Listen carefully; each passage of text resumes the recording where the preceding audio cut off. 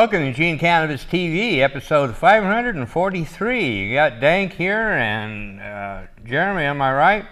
And we're here to talk about news stories and things that are happening in the state in the cannabis, marijuana realm, I guess you might say. So, how you been up to? How's it going for you, Jeremy? Pretty good. All right. Having good experiences with dispensaries? Yeah, most of them seem like they're really out to help people. There's a couple I've found that might not have the best quality compared to others, but... Oh, yeah. I found Cannabis in Springfield on Main I like really well. Yeah, that's one of my favorite ones. It's just a ways away, so I haven't been there in a while. Yeah. Well, we are also, the main thing that we've been talking about and looking at is legalization. We have the Measure 91, which is the former I-53. That's the legalization initiative that will be on the ballot. Now's the time to make sure your voter registration is up to date. Make sure everyone in your circle is also current. This is the time to get those naysayers to step up. The only way we're going to see legalization is through the voting process. The legislature won't or can't, take your pick, get it done. They'll never get it done. So we need to do it ourselves, and we're lucky in this state to have the initiative process. Let me throw in too, by the way, in the state of Oregon, felons can vote. I'm amazed how many people don't know that, and I keep coming across it, so I need to keep spreading the word. It's a fact. The felons in Oregon can vote, so you need to register. And the anti-M91 legalization crowd are coming forward. We'll be doing some stories and talking about that. Don't believe the information that is spread, either intentionally or accidentally. Measure 91 will not change the Oregon medical marijuana law. Measure 91 will not result in more teenagers being arrested. It doesn't change that law. The law is already the way it is. So anyway, those are false claims. So anyway, those are just a few points we want to talk about. And so we want to jump right into speaking of Measure 91, the organized opposition mounts against recreational weed campaign. This was in the Willamette Week, and they started out. This is back on August 12th. It's a little bit ago, but it's very current. So far, there's been no organized opposition to Measure 91, the marijuana legalization measure on the November ballot. That's about to change. Clatsop County District Attorney Josh Marquis says the Oregon District Attorneys Association will decide this week how much money to invest in a campaign to fight recreational and marijuana legalization in Oregon. Marquis expects some business and medical interests to fight the measure as well. The Oregon State Sheriff's Association, according to its lobbyist, Darrell Fuller, is also working to organize an opposition that can defeat the well-funded measure. Quote, "We're looking at gathering enough people together to convince people that legalizing marijuana is not in the state's best interest," Fuller says. "It's a dangerous drug that's bad for growing kids," unquote. Neither Washington nor Colorado, which legalized marijuana in 2012, saw much in the way of legalized opposition, says Alan St. Pierre, Executive Director of the National Organization for the Reform of Marijuana Laws. Marquis acknowledges proponents have a better organized, better funded effort, but he thinks opponents have strong arguments to make. They have a good shot, Marquis says, but I don't think it's a done deal. He may be right. A KATU poll released April 6 shows 51% of likely voters say they will vote for the measure compared to 42% against. That suggests the campaign is vulnerable, Fuller says, even though it may outspend any opposition. But some surprising support has emerged in support of Measure 91. It's inevitable marijuana is coming to Oregon in one form or another, and I hope it comes in the form of a good bill like this one, retired Oregon Supreme Court Justice William Riggs last week said in a video promoted by New Approach Oregon. The sponsors of Measure 91, if we're going to have marijuana in Oregon, this is the way to do it. And the Oregon State Council for Retired Citizens, a coalition of senior groups that endorses political candidates for the first time endorsed a marijuana initiative. This measure is exceptionally well written. It's an issue whose time has come, says OSCRC President Steve Weiss. Even the Oregonian, as right-wing as it is these days, calls this initiative the one we should pay attention to. So we definitely picked up some supporters along the way, and it goes back and forth. So Jeremy, you want to read this next story? This one is editorial, is that what it is? Yeah, this is a blog, and there's no blog. author or date, which I thought was kind of interesting. But it was, I picked it up on the 17th, August 17th, so it's the date. And it was, as it's titled, Vote No on Marijuana Legalization this November in Oregon. I have first-hand experience gathering signatures to get at the legalization of marijuana and hemp onto the ballot for the November 2014 election in Oregon. Working with the campaign for the restoration and regulation of hemp, we are on the right track to make it to a ballot until a shortage of funding caused some temporary workers to strike and attempt to unionize because they got paid a few days late. Reasons to vote down New Approach Oregon's ballot measure this 2014 election. The bad news is our initiative of the one and by the people for the people. The initiative of allowing citizens to have 24 plants in 24 ounces was destroyed before it could even get started because of a common problem with grassroots organizations. Lack of funding. In all the while, a privately funded campaign in the interest of big business, New Approach Oregon, had no trouble shamelessly misinforming the public of their intentions. What's so bad about New Approach Oregon's ballot measure, you may be asking? Well, it puts more people into the legal system through fines and stricter punishments for persons under 21. It completely dissolves Oregon's existing medical marijuana program. It does not legalize industrial hemp. This is a tremendous deal, as hemp could be used to make oil, plastics, fiber, and more. It's a bill that recently passed in Washington, and they're paying up to 300% more per gram than when it was illegal. More taxes than CRRH's bill. They are using the guise of helping fund schools, a tactical and dishonest public relations stunt. In conclusion, if you live in Oregon, register to vote so you can vote no on marijuana legalization, and wait till the next election to get an honest grassroots measure passed. Tell New Approach that money can't buy the power of the people. That is completely full of crap. I know, exactly. That's why I wanted to go back over it real quick.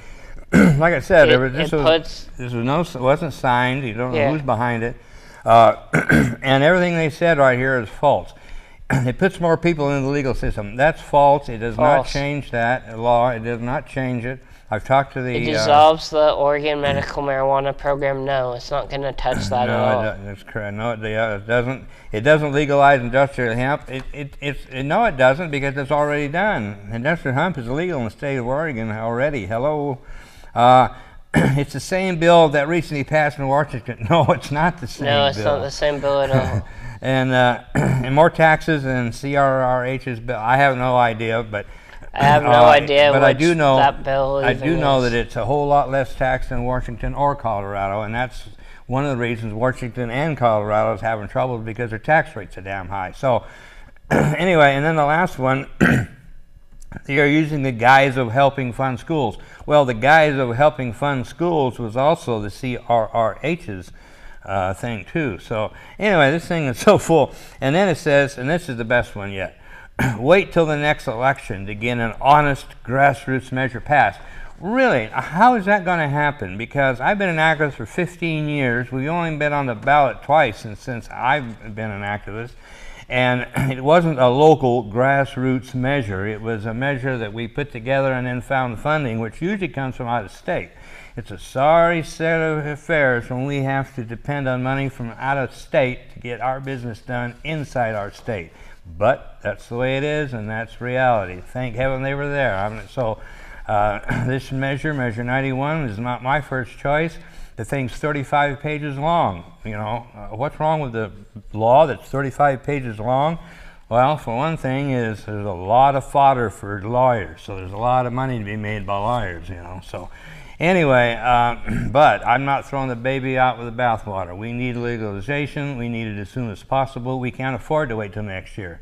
I've got friends in jail now that shouldn't be there, and there's going to be more going to jail. We don't need that. We've got to turn it around. So let's get with it now. I believe that the two largest groups of people that are against Measure 91 are the black marketeers and law enforcement. They both would lose money if this were to pass. And when I say black marketeers, I'm talking about a very large number of medical marijuana patients that are profiting on the side by selling a little here and a little there just to help expenses, all the way up to a big enterprise. It's reality, it's happening. So those are the people that don't want legalization either, because they know that they would hurt them. So when you hear people talking against Measure 91, check it out. They're either law enforcement or black marketeers. So anyway, and then we have the president of the, this is really a joke, the Oregon State Sheriff's Association. That's one of the organizations, along with the District Attorneys Association, and that's how they manipulate the government. You know, they hire lobbyists and then have them do their work and try to get things changed the way they want it. So what's wrong with this picture? We have law enforcement that's supposed to be enforcing the laws. Well, now they're out forming the laws, and including the retired law enforcement. The worst one is up in Albany. I can't think of his name now, but he's a real clown, a retired state highway patrolman. Anyway, anti-marijuana, anti-medical marijuana, anti-patient. I mean, this guy's a clown. So anyway, here we go, and I'll be getting into this in the next segment, but we've got this sheriff, the president of the Oregon Sheriff's Association, talking about why we should not legalize marijuana, and it's kind of a joke, really, because he comes up with the same old stories and the same old fear-mongering stories. They're stuck in all of the age-old reefer madness. Yeah, and now we're at the point where it can't be ignorance because it's so well known. You can't claim ignorance anymore. So now it's just simply deception. That's all it's about, is deception.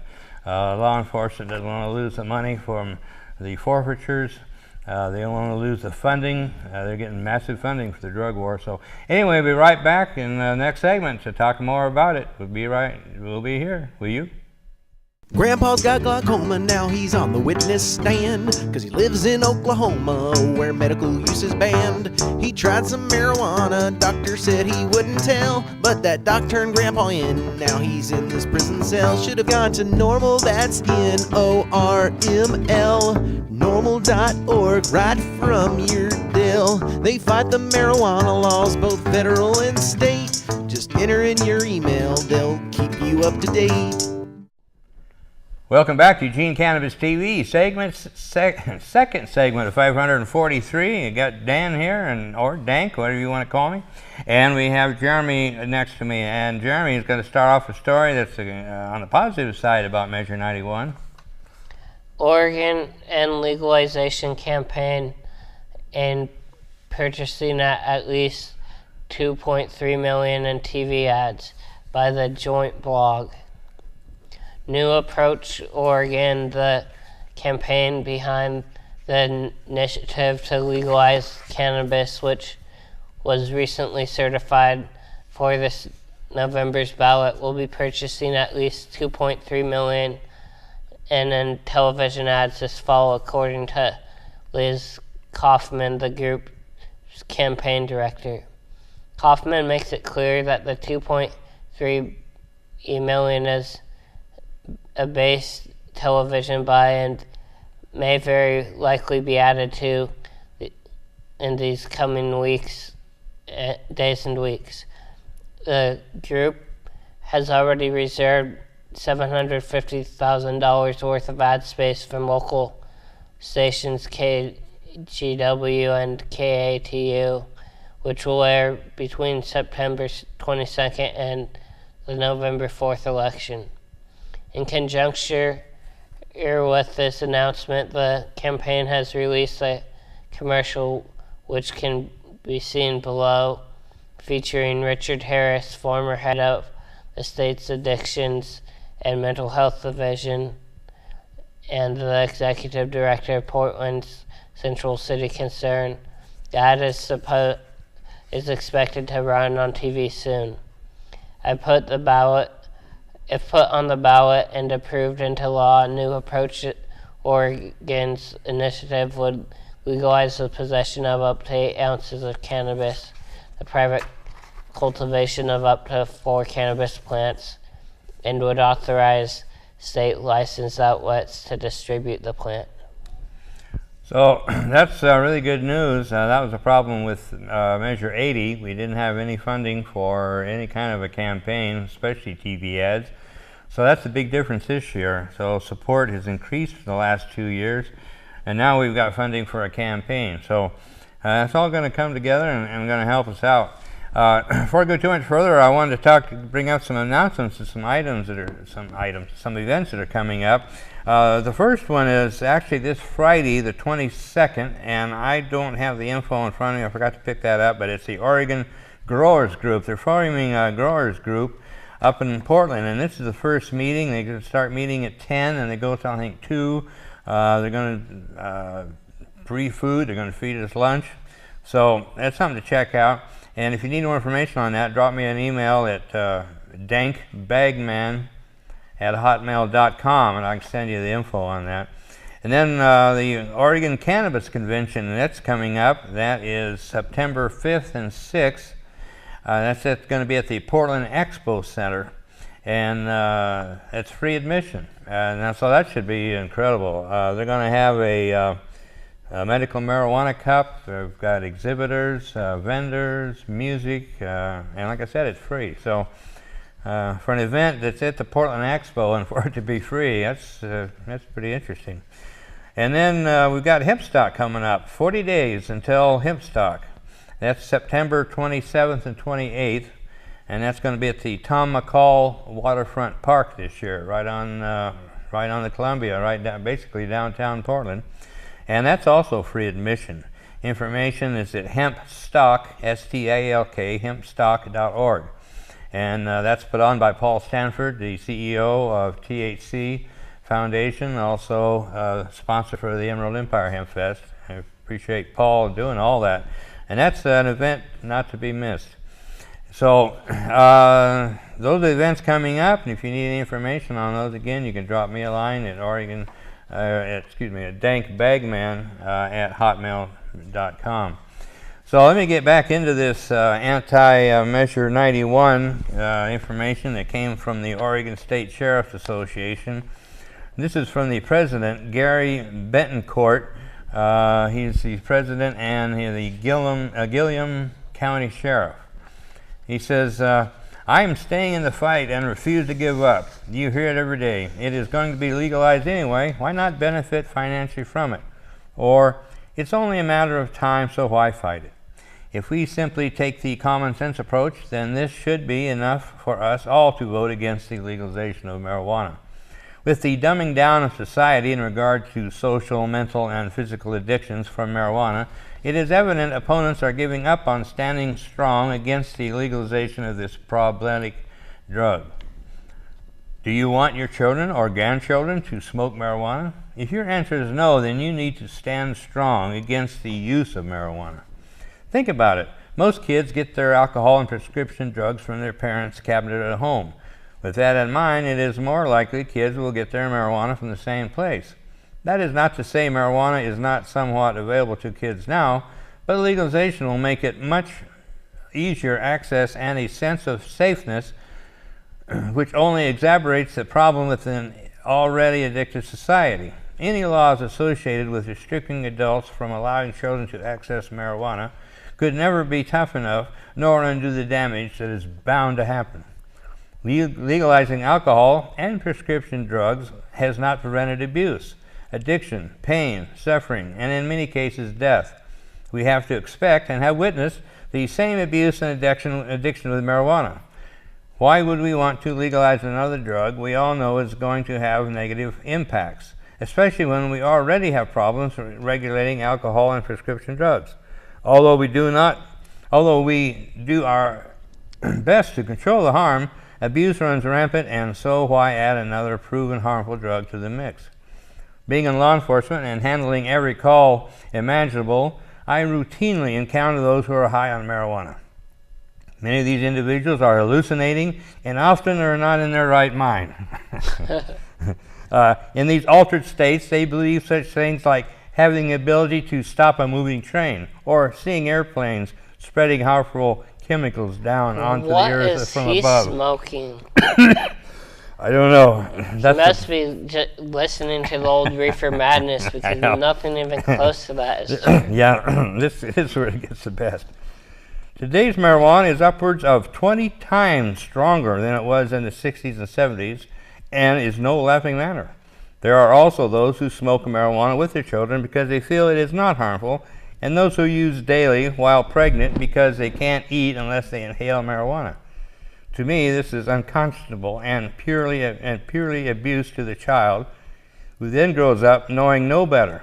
The impact this also has on our hospitals, emergency rooms, and mental health facilities is immense, and all because of poor choices.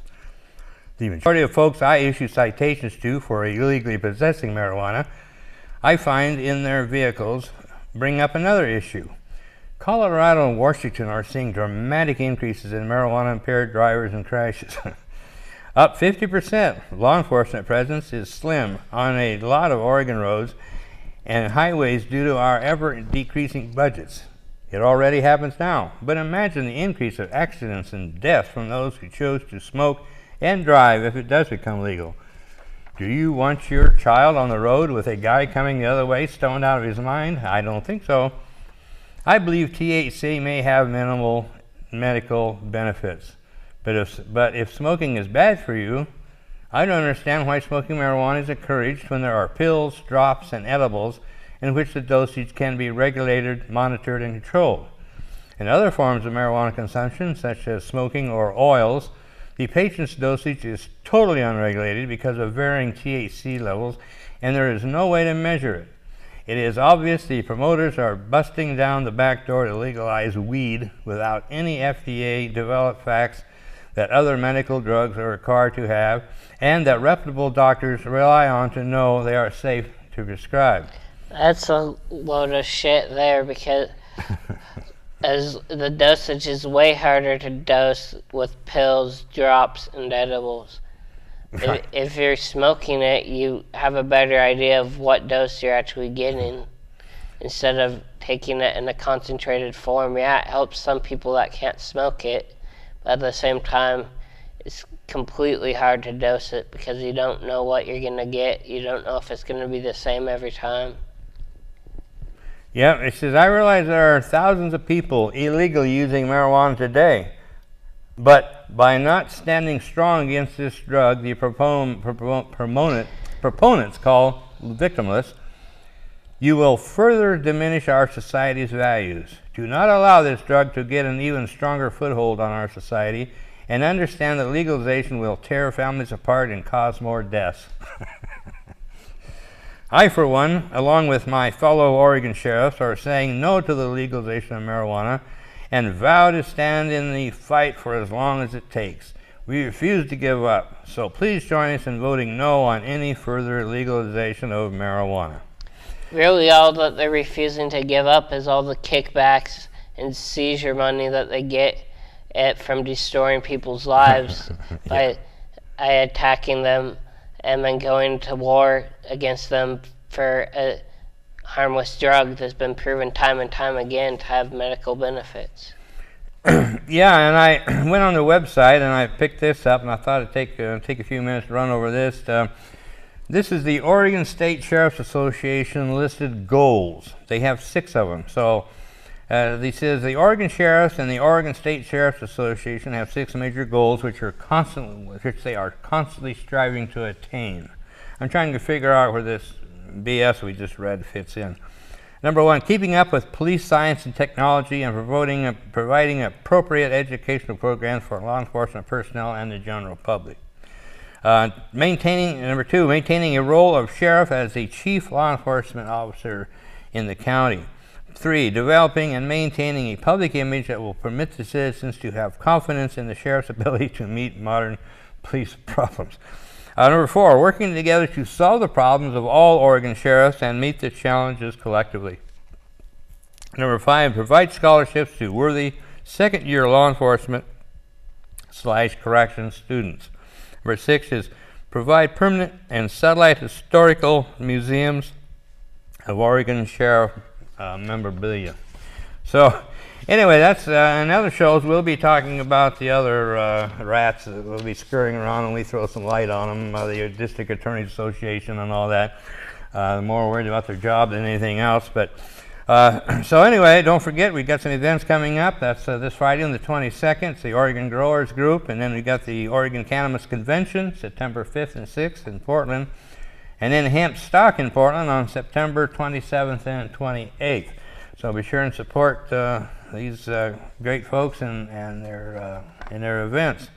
And we want to remind you that you're always welcome to come to Eugene Cannabis TV studios every Monday night at 7:30. Stop by, say hi. Come on the show if you'd like, or just stay by and visit and show how we do it. See how we do it. We'll see you later. Thanks a lot.